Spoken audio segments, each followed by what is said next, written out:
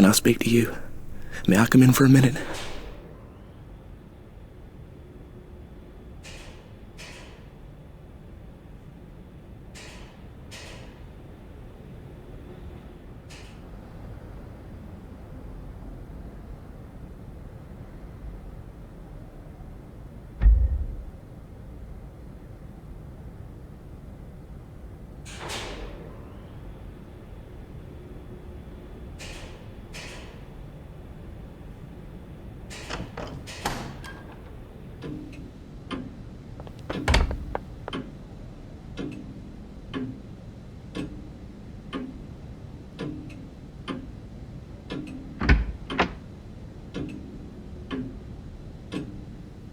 Is the door locked?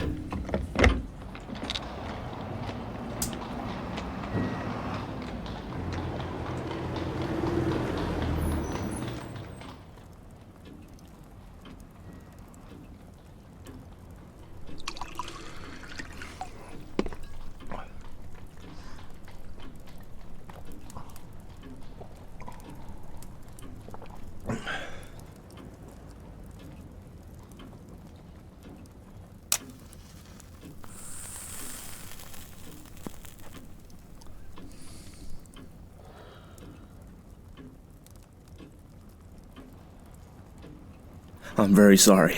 It's a mighty liberty, but you look like the kind of man who would understand. I've had you in my mind all this week when things got troublesome. Say, will you do me a good turn? I'll listen to you. That's all I'll promise. Pardon. I'm a bit rattled tonight. You see, I happen at this moment to be dead. What does it feel like? I'm not mad. Yet. Say, sir, I've been watching you, and I reckon you're a cool customer. I reckon, too, you're an honest man and not afraid of playing a bold hand. I'm gonna confide in you. I need help worse than any man ever needed it. I want to know if I can count you in.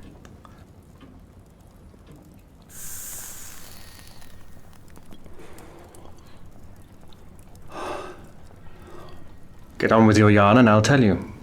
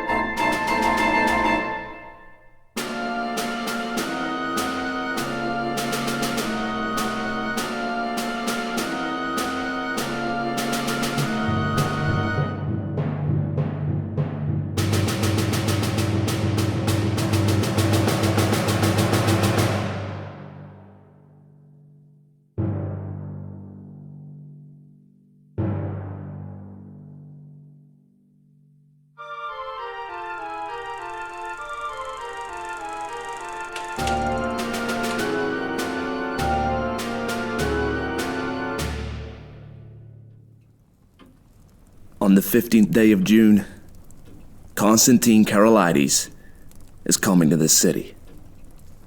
The British Foreign Office has taken to having international tea parties, and the biggest of them is due on that date. Now, Karolides is reckoned the principal guest, and if my friends have their way, he will never return to his admiring countrymen.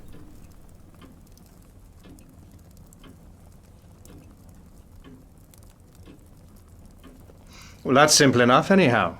You can warn him and keep him at home. And play their game. If he does not come, they win, for he's the only man that can straighten out the tangle. And if his government are warned, he won't come, for he does not know how big the stakes will be on June the 15th. What about the British government? They're not going to let their guests be murdered. Tip them the wink, and they'll take extra precautions. No good.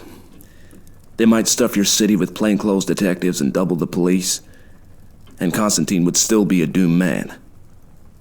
He'll be murdered by an Austrian, and there'll be plenty of evidence to show the connivance of the big folk in Vienna and Berlin. It will all be an infernal lie, of course, but the case will look black enough to the world.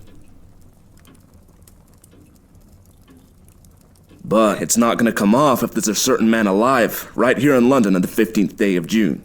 And that man is going to be your servant, Franklin P. Scudder.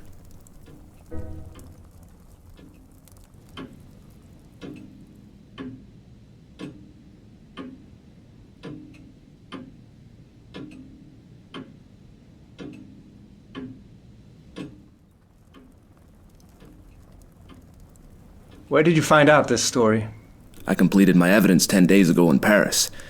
I can't tell you the details now, for it's something of a history. But when I was quite sure in my own mind, I judged it my business to disappear. And I reached this city by a mighty queer circuit. Till yesterday I thought I had muddied my trail some, and was feeling pretty happy. Then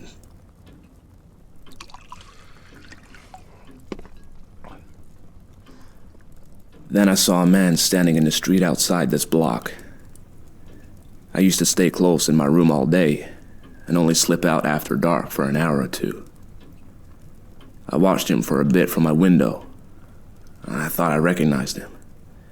He came in and spoke to the porter.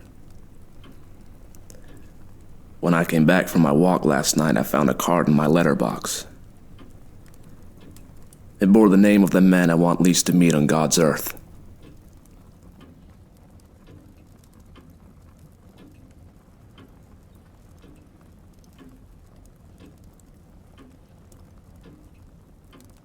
What did you do next? I realized I was bottled as sure as a pickled herring, and that there was only one way out. I had to die. If my pursuers knew I was dead, they would go to sleep again. How did you manage it?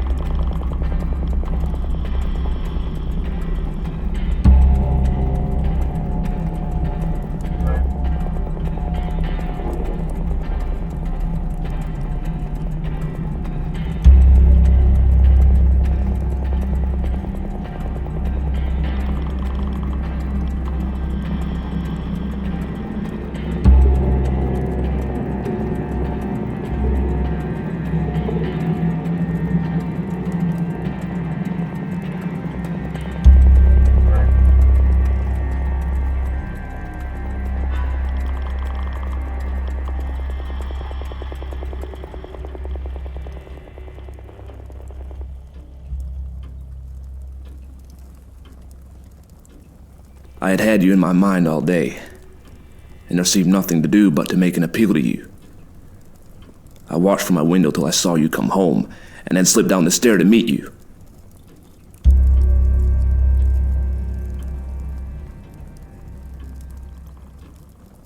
There, sir.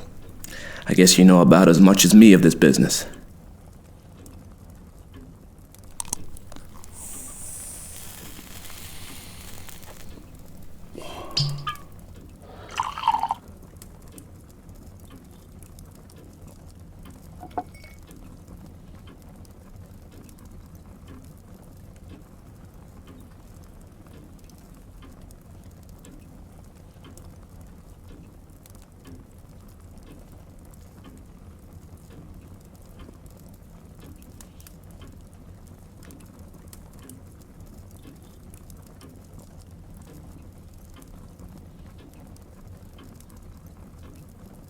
Hand me your key, and I'll take a look at the corpse.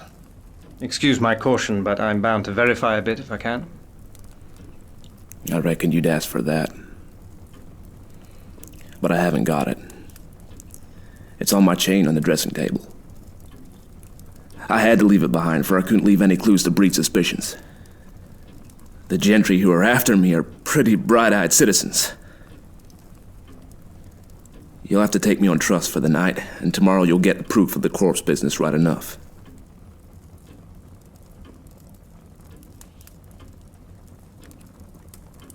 Right.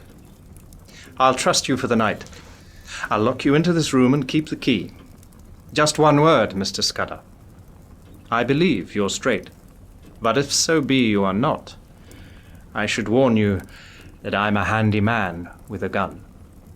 I haven't the privilege of your name, sir, but let me tell you that you're a true gentleman. Now, I'll thank you to lend me a razor.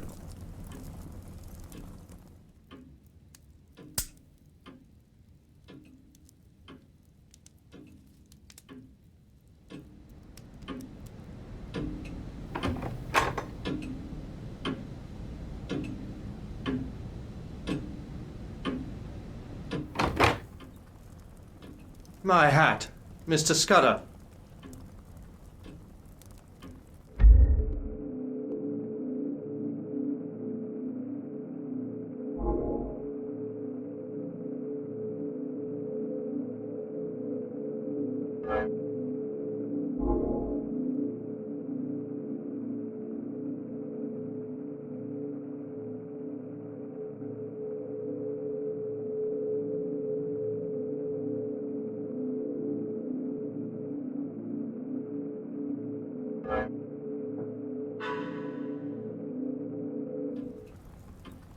Not Mr. Scudder.